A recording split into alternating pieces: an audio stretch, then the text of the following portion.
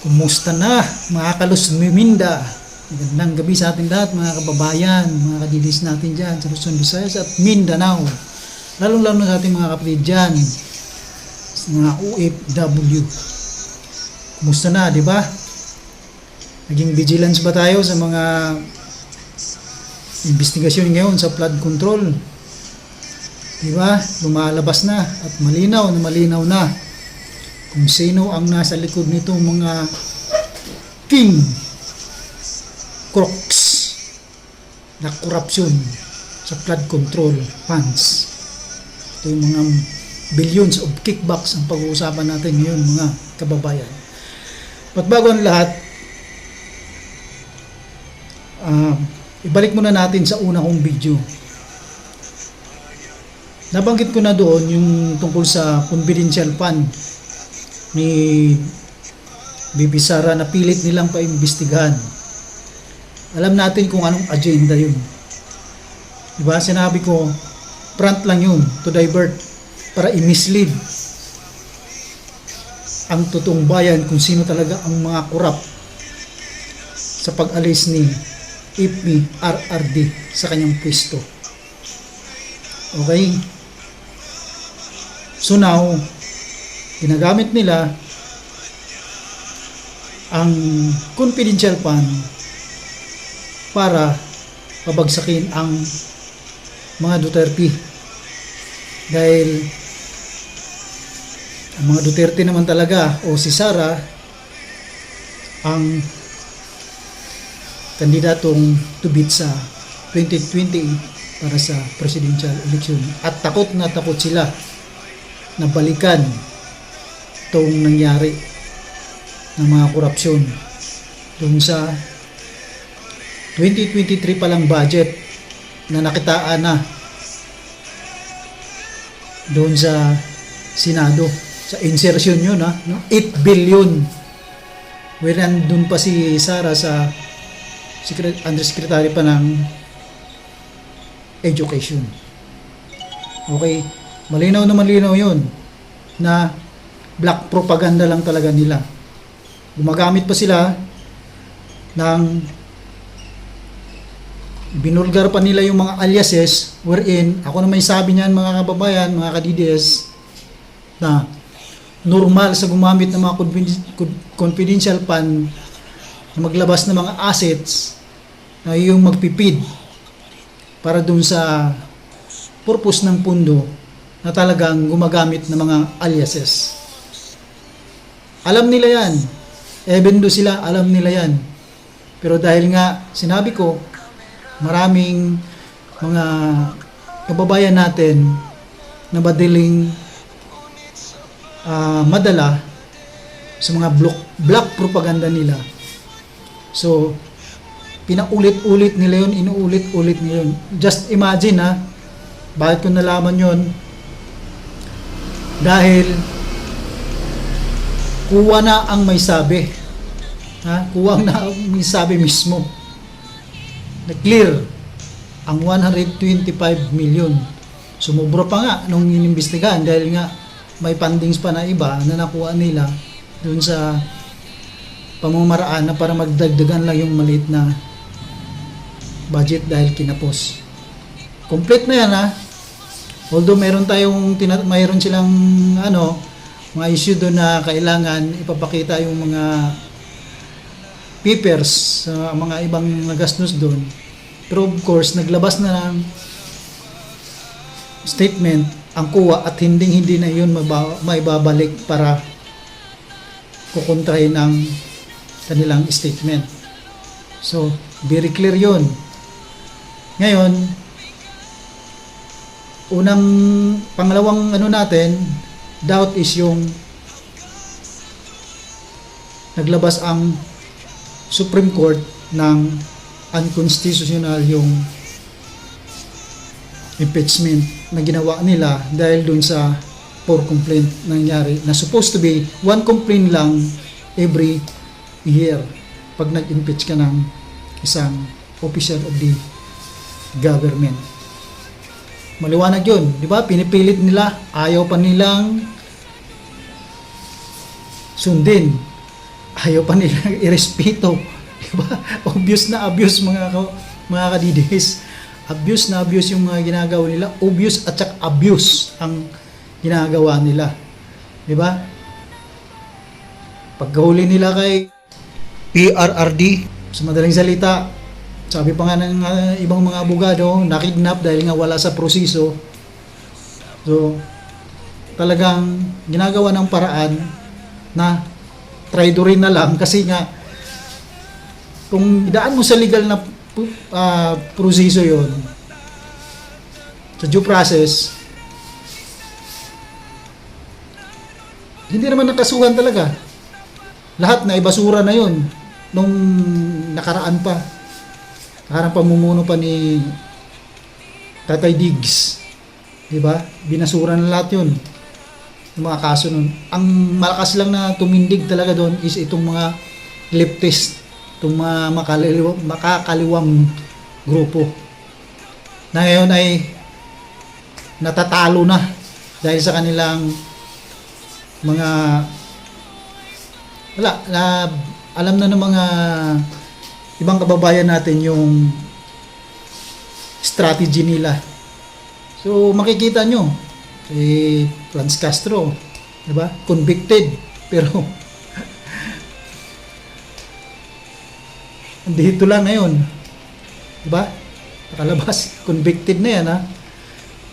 Wala pang wala pang bilyong kaso niya, child trafficking, no? Sila ni matagal na yan, alam na namin yan. So nag-decide na lang talaga yung hukuman dahil doon hindi nila may paliwanag dahil nagreklamo na rin yung mga magulang. So papunta tayo dito sa flood control investigation. Alam nyo mga kababayan, mga kadides, ibalik natin doon sa bago pa mag-eleksyon ng midterm ng nakarang buwan. Ang unang bagyo tumama sa atin dito, nagkaroon ng flood na matindi, na epekto ng matinding traffic dito sa Kamaynilaan. Kung naalala nyo, hinahanap po yung video na yun eh. Di ba sinasabi ni PRRD nun na imbestigahan nyo ang flood control project. Bakit nagkaganyan? Yung 9 billion na flood control project. Naalala nyo yun? Walang nag-imbestiga. Di ba? Walang nag-imbestiga doon. Dahil doon sila nakakonsentrate kung paano nila pabagsakin ang mga Duterte. Alam nyo mga kadides, di ba? Ngayon, kitang-kita nyo na, ginagawa na lang nila ng paraan na gustong pabagsakin kaagad o ma-impeach si Sara dun sa, siguro alam ko kasi hindi na malayo sa isipan natin yan mga kababayan, yung mga nanakaw-nakaw nila ng mga pera, mga kickback. Hindi lang kickback, mayroon pa talagang yon, mga talagang corrupt talaga sa pundo. Isipin mo, bilyon, ano-ano na yun nila ni Saldico at saka ni Romualdez. Marines na nagsabi, mga ka-brother na natin, nagsasabi niyan, hindi yan matatakot magsalita. At hindi rin natin masabi na mayroong magtulak niya na mga ibang politiko, mga kalaban man o kakampi ng kundi tauhan nila yan mismo, ha, ang nagsabi na mismo, naipit na dahil mula doon kay Diskaya hanggang nagtuturuan na hanggang sa DPWH at pati yung mga House of Representatives. Na tayo mag-mention ng mga pangalan muna sa mga House of Representatives kung sino yung involved. Magkakaalaman din yan sa uli. Kasi ang inimbestigahan ngayon, DPWH pa lang at yung mga bagman tsaka yung mga kontraktor. Maging vigilance tayo mga ka-DDS, mga kababayan dyan sa flood control issue dahil ang sa totoo lang, kung hindi kay Marcolita, kay Senador Marcolita, Rodante Marcolita, with due respect,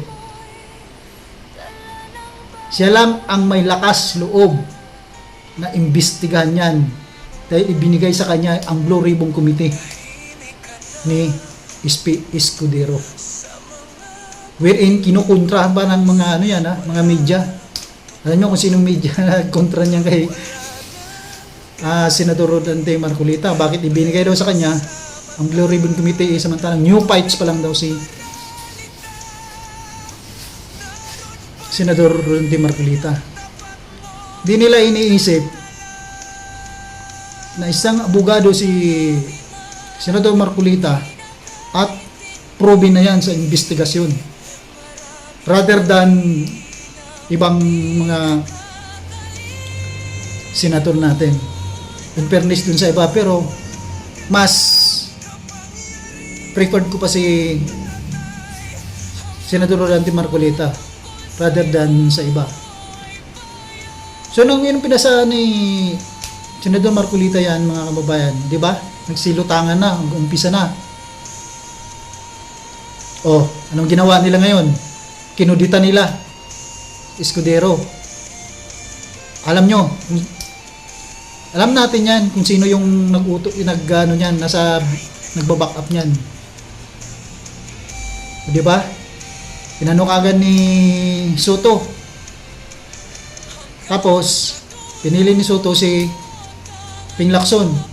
In fairness naman doon kay Ping Lacson, even doon na nagkakaanuan sila ni Marcolita ngayon, Senador Marcolita, pero straight to the point din yan si Lacson. Kaya lang ang mula noon kasi naanuhan ko yan na may pagkaano talaga yan din, may mga tinatawag na may pagkabayas din. At nung kung nasundan nyo yung investigation ng NTF LCAC noon, si General kini-question pa ni, instead na ididiin ni Lacson noon yung mga left, di ba? Mas kini-question pa niya yung mga member no ng NTF LCAC, pati yung si comment nga kayo sino pa yung naging unang itinalaga ni President Duterte, wherein yung NTF LCAC ngayon ay noon na siya talaga yung naging isa sa mga dahilan na nagbabaan ang nag-return to yung mga dating rebelde na dumami yung mga tinatawag natin mga returnist na mga leftist, at sila rin ang nagsasalita laban against din sa mga nagpapatuloy ngayon sa kanilang idealism. Lalo na kilala naman si Eric Siles, di ba? Mabukal talaga diyan.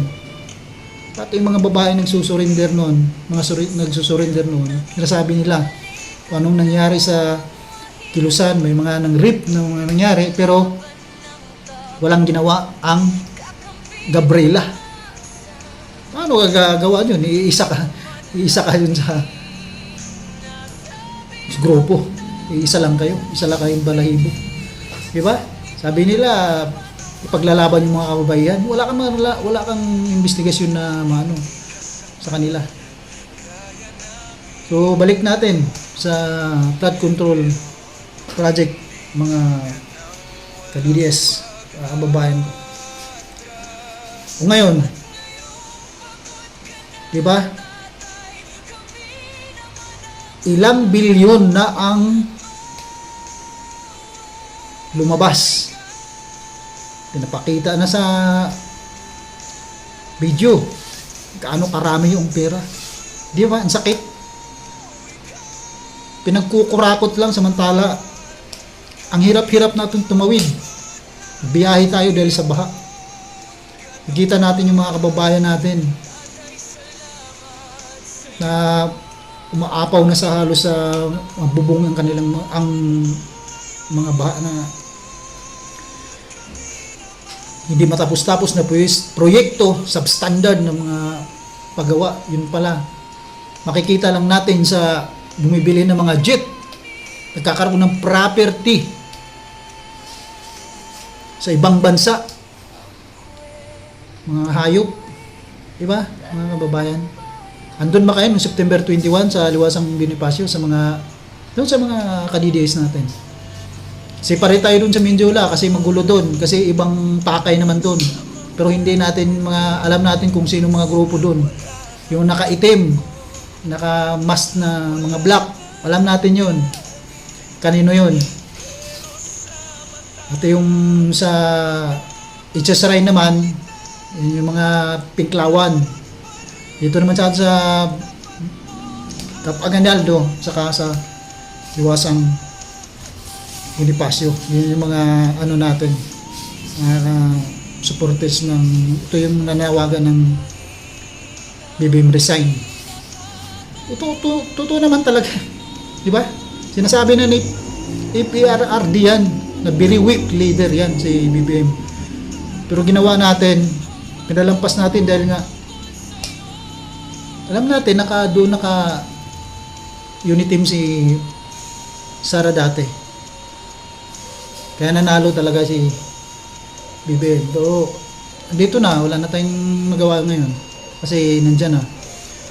So, ang babantayan natin ngayon na maprotektahan natin yung Vice President ngayon mga kadides. Kaya lang vigilance tayo kasi gumagawa sila ngayon ng alam na natin. Katuto yung sinasabi ni Amy Marcos, bagamat ano din yan, si Amy, kaya si Rimula ang babantayan natin pag ma-ombudsman yan. Kaya yung namamangka sa dalawang ilog yan, papaganong-ganon din yan si Boyeng. Pero alam ko kung anong purpose niyan, kung bakit gustong mag-ombudsman yan despite maraming kaso yan na kinakaharap. Totoo naman talaga. Obvious of authority, nasa DOJ siya. Binabali-bali niya yung ano ng batas. Makikita naman natin. Ngayon, balik tayo sa flood control. So, yung latest lang natin ng mga balita sa flood control natin is yung sa pagsalita na nung bagman o mga security detail ni Saldico na mga ex-marines, wherein isipin nyo ilang malita, no? Hindi drawing yan, totoo yan. Makikita mo yung, malalaman mo talaga yung sa body language ng tao kung dinidiktahan o hindi, at walang pwedeng magsasabi niya na kukontrahin sa kanila. Sino bang may hawak na yun ng gobyerno, di ba? Lalo na yung Senate President natin, di ba? Kinudita lang si Marcolita nun dahil kita na nila nagpapunta na dun eh.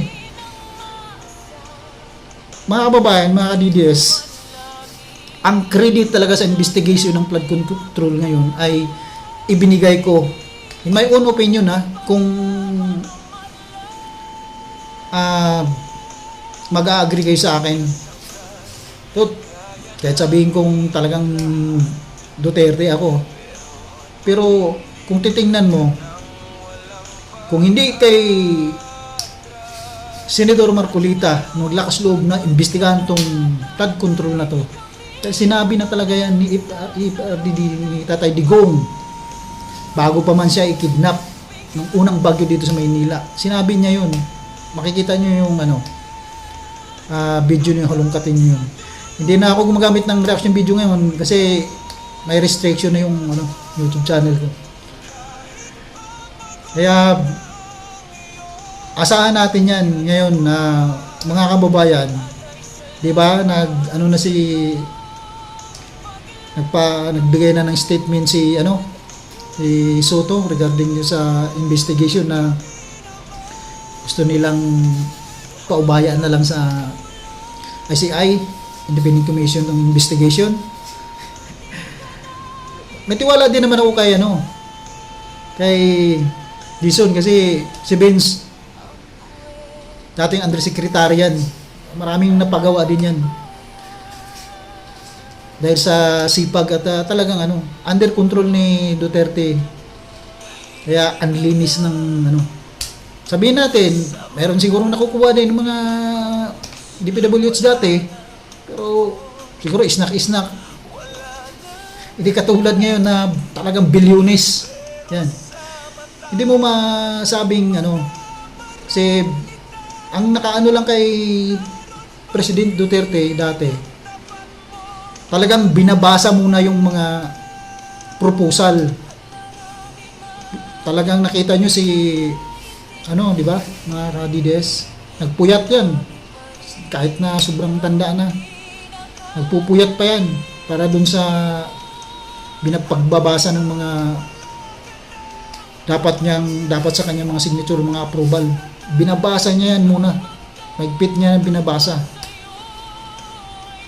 bago niya pirmahan at ma-approve yung para sa mga proyekto. Sa dami-dami ng ginawa ni PPRRD, mga kababayan, diba, nakakalungkot, tinatraidor lang ng ating mga kababayan din, opisyal ng gobyerno. Darating din yan ang karma sa kanila, kaya protektahan natin si BP Sara. Balik natin sa flood control project, mga kababayan. Hindi maiwasan na ma-recall natin yung mga bilang suporta sa main topic natin, mga kababayan, mga ka-DBS.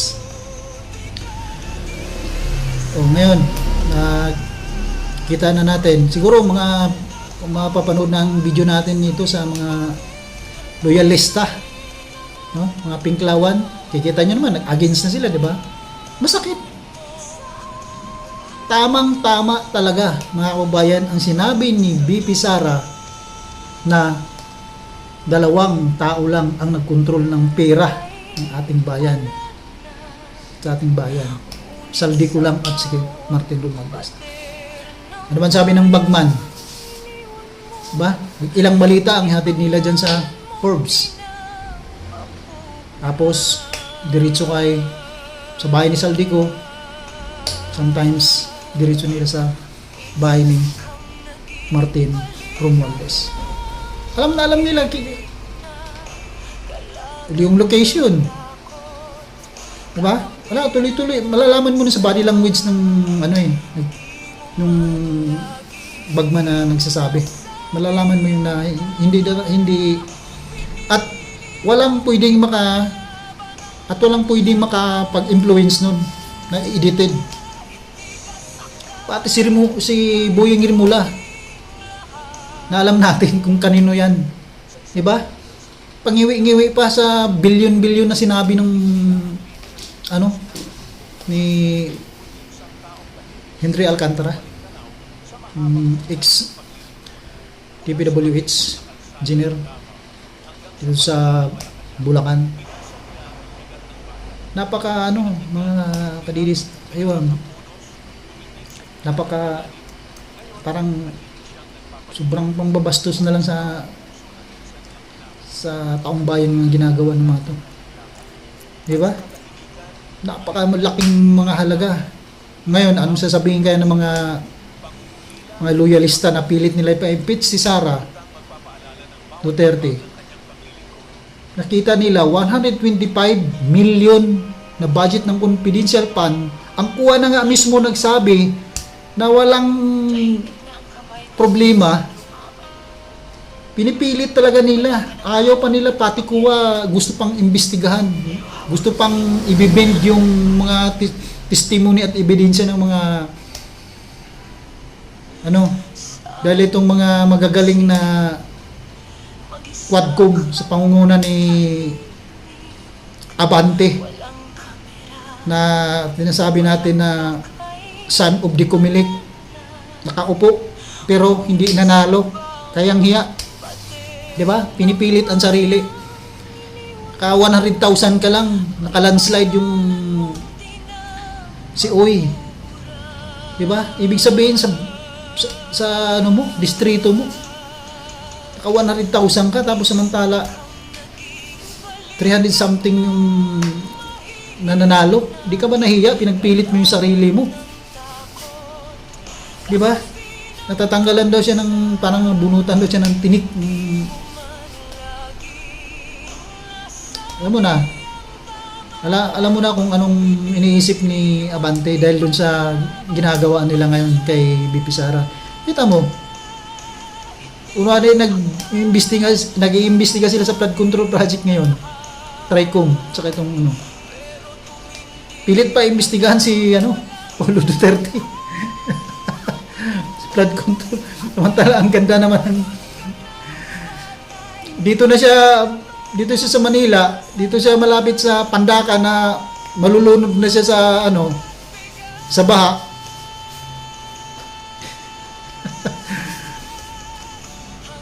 Doon siya mag-imbestiga sa. Kita mo, gustong i-mislead talaga mga kababayan, kayong mga loyalista, kayong mga binglawan. Sige. Sabihin nyo, mali ako sa mga sinasabi ko. Di ba? Si Saldi Cola at si Martin Romualdez. Yung amo nila.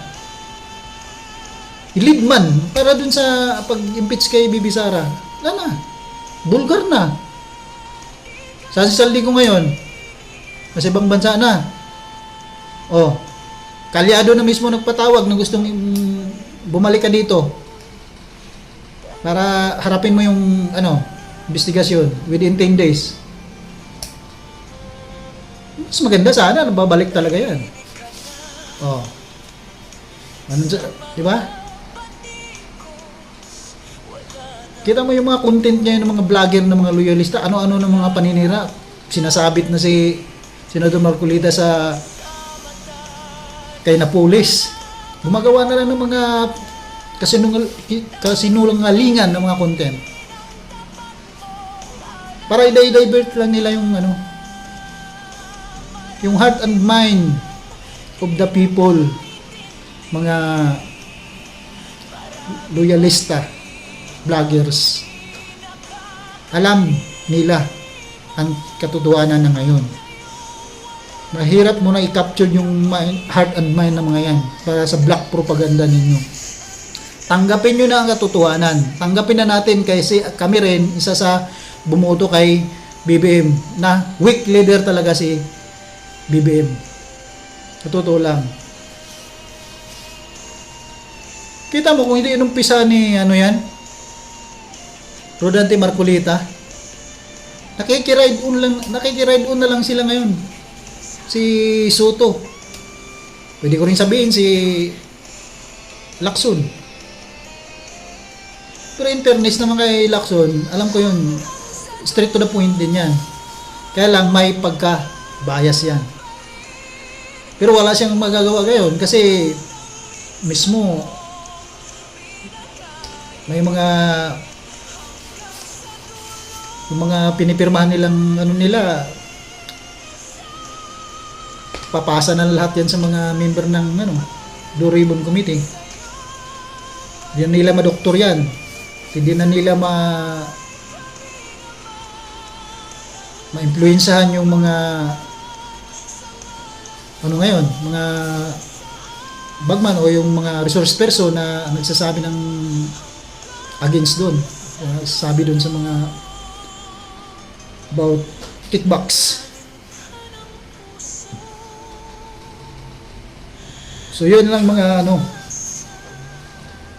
kadides, mga kababayan natin. Huwag natin kalimutan, maging vigilance tayo, lalo-lalo na yun na si Boyeng na nagpumilit na maging ombudsman, lalo na medyo kadikit si YC Vargas. Kita mo, Sa requirements pa lang, dapat malinis ka, wala kang record, wala kang kaso. Yan babantayan natin. May agenda yan. Bakit nagpumilit yan na maging ombudsman? Baka maging tama yung sinabi ni Amy Marcos, or maging ganun din yung situation pero may pagkaiba naman. Kaya lang nakikita ko talaga na may plano yan. Ang problema nga lang, nabulabog na ngayon sila Martin Romualdez at saka si Saldico.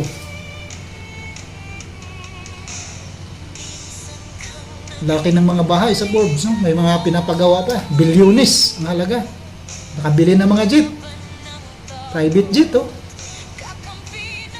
May mga property sa ibang bansa. Oh, DDS, mga babayan, ano na, balik natin mga Duterte. Yan ang pag-aasa natin, sa tingin ko pa.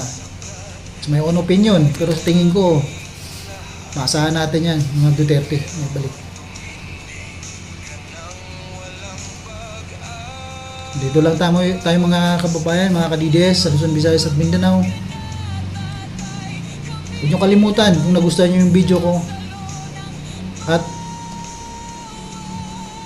kita nyo yung informative,